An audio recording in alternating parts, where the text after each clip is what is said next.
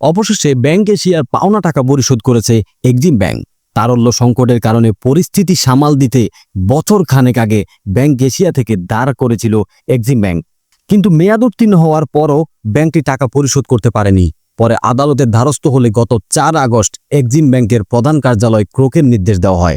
তবে 27 আগস্ট ব্যাংকটির পাওনা পরিশোধ করে দিয়েছে এক্সিম ব্যাংক। ব্যাংক সূত্র থেকে জানা যায়, 1 বছর আগে তারল্য সংকট সামাল দিতে ব্যাংক এশিয়া থেকে 350 কোটি টাকা ধার নিয়েছিল এক্সিম ব্যাংক। ওই ঋণের সুদসহ লভ্যাংশ দাঁড়ায় আরও 42 কোটি 21 লাখ টাকা।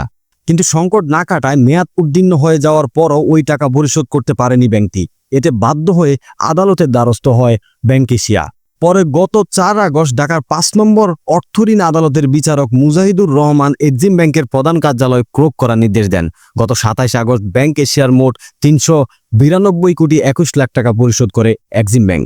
এর আগে গত 4 আগস্ট আদালত দেওয়া আদেশ থেকে জানা যায়, নালিশি ঋণের বিপরীতে এক্সিম ব্যাংকের কোনো সম্পত্তি দায়বদ্ধ নেই।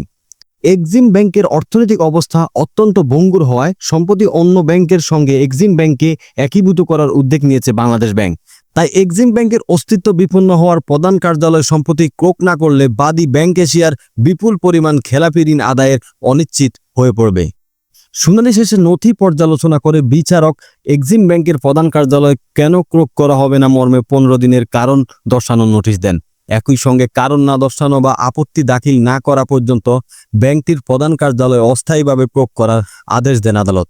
পরবর্তীতে বিভিন্ন সামাজিক মাধ্যম সার্বিক বিষয়ে জানতে ব্যাংক এশিয়ার ব্যবস্থাপনা পরিচালক সেলিমকে কল ও মুঠোফোনে মেসেজ পাঠালেও তিনি কোনো উত্তর দেননি।